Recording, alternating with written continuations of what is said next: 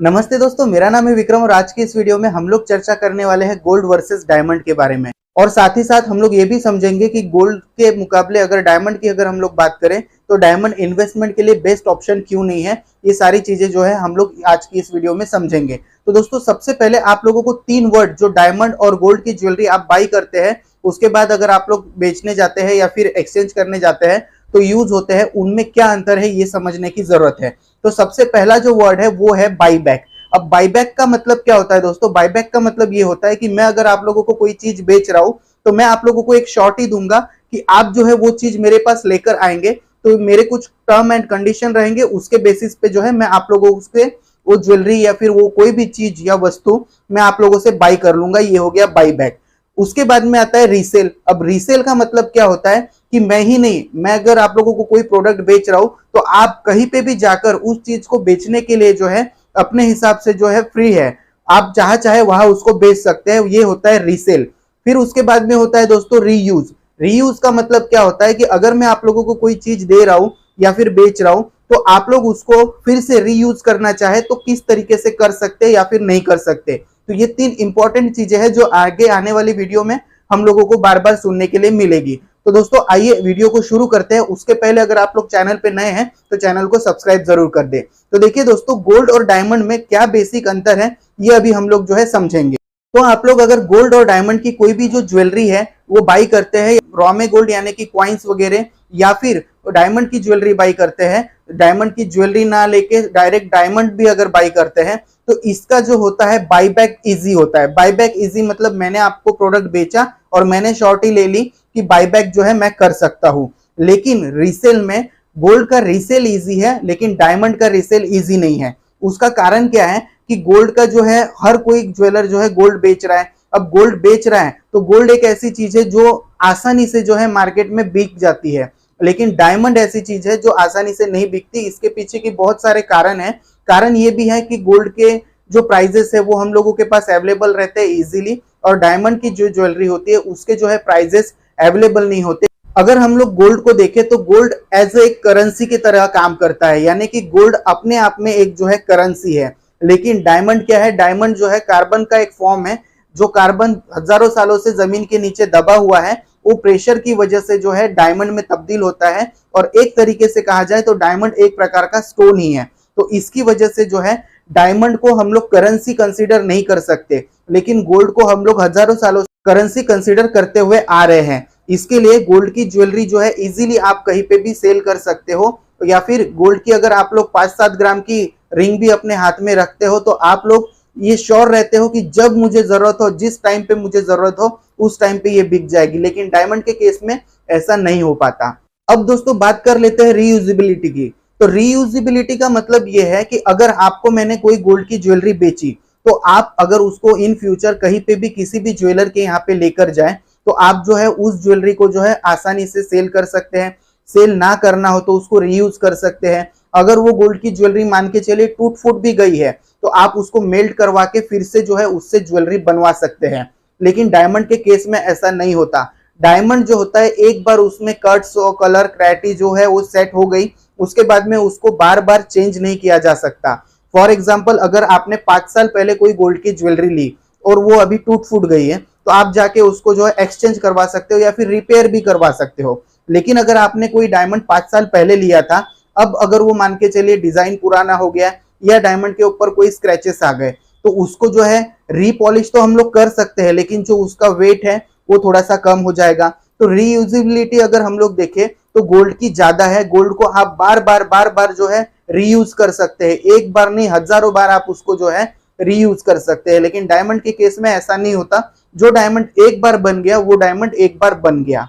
उसके बाद में दोस्तों बात आती है करंट प्राइजेस के बारे में। तो अगर आप लोग गोल्ड बाई करने के लिए जाना चाहते हैं तो मैंने बहुत सारे अपने वीडियोस में बताया हुआ है कि आप लोग जो है घर से कैसे गोल्ड के प्राइजेस पता लगा सकते हैं, या फिर आप लोगों के पास में बहुत सारे ऑप्शंस होते हैं गोल्ड के करंट प्राइजेस क्या चल रहे हैं ये पता लगाने के। लेकिन डायमंड के केसेस में ऐसा नहीं होता। डायमंड के करंट प्राइजेस क्या चल रहे हैं आप में से शायद ही कोई लोग जो है वो जानते होंगे कि डायमंड के क्या पीस के, कौन से पीस के, कौन सी क्लैरिटी के, क्या फिर उसका शेप होगा, उसके प्राइजेस क्या है, क्योंकि डायमंड में बहुत सारी वेराइटी आती है।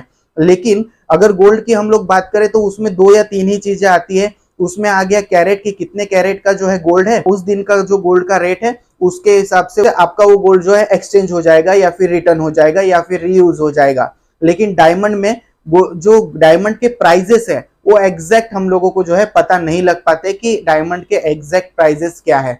इसके बाद में दोस्तों बात आती है वैल्यूएशन की। तो वैल्यूएशन में सिंपल फॉर्मूला मैं हमेशा आप लोगों को बताता हूं कि जो आपके गोल्ड का वेट है उसको जो है आप लोगों को उसकी प्योरिटी से इंटू कर देना है और उसके बाद में जो उस दिन का भाव है उससे इंटू कर देना है, तो आपका जो है गोल्ड का वैल्यूएशन निकल के आ जाता है ओल्ड गोल्ड ज्वेलरी का।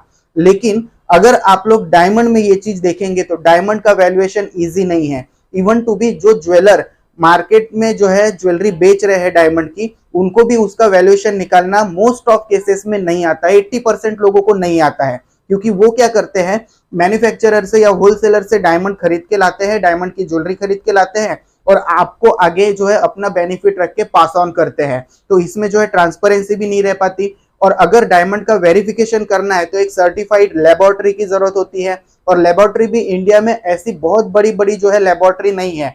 हालांकि 2 मेन ही लेबोरेटरी है जो देखा जाए तो अच्छे से जो है डायमंड का सर्टिफिकेशन करती है। अगर आप लोगों को उनका नाम पता है तो आप लोग नीचे कमेंट बॉक्स में जरूर बताइएगा।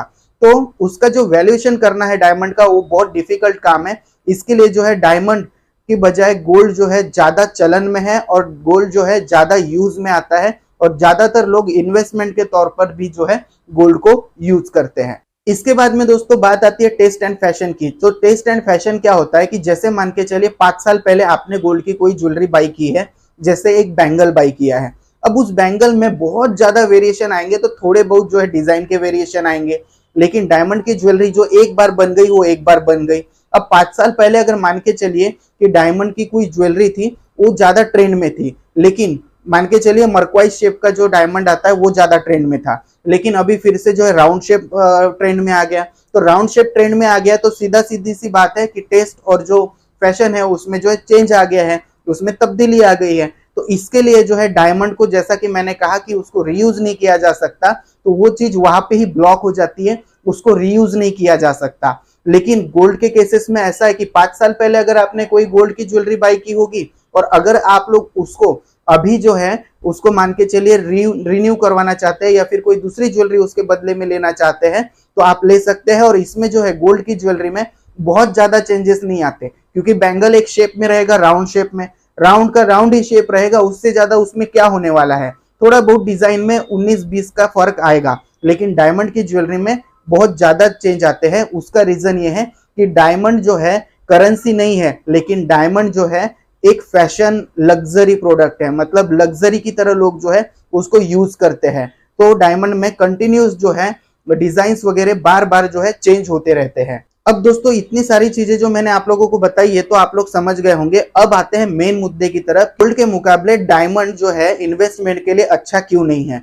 तो देखिए दोस्तों, आज से 20 साल पहले अगर हम लोग अप्रोक्स गोल्ड प्राइस उस टाइम के देखें तो 5500 रुपए पर तोला जो था गोल्ड था उस टाइम पे, और आज जो है 52,000 से 55,000 रुपए पर तोला जो है गोल्ड चल रहा है। यानी कि गोल्ड ने हम लोगों को 9 to 10x मतलब 9 से 10 गुना जो है रिटर्न दिए हैं या फिर उसके प्राइजेस बढ़े हैं। लेकिन अगर वहीं पर एवरेज एक राउंड शेप डायमंड की बात की जाए जो एवरेज साइज और एवरेज क्वालिटी में हो, तो उसका जो प्राइस 20 साल पहले था वो था 2 लाख रुपए, और आज अगर उसके प्राइस की अगर हम लोग बात करें तो है 6 लाख रुपए। यानी कि 20 सालों में डायमंड जो है 3 गुना ही बढ़ा है। तो उस हिसाब से अगर हम लोग देखें तो गोल्ड जो है इन्वेस्टमेंट के लिए बेटर ऑप्शन है, और हर तरीके से जितने भी मैंने तरीके बताए इस तरीके से जो है गोल्ड बेस्ट ऑप्शन है अगर आप लोग इन्वेस्ट करना चाहते हैं, गोल्ड की ज्वेलरी बनवाना चाहते हैं तो। अब दोस्तों आप लोगों का एक और सवाल हो सकता है कि भाई फिर डायमंड की ज्वेलरी मार्केट में इतनी चलती क्यों है। क्योंकि दोस्तों मार्केट में डायमंड की ज्वेलरी की एक हाइप बनाई गई,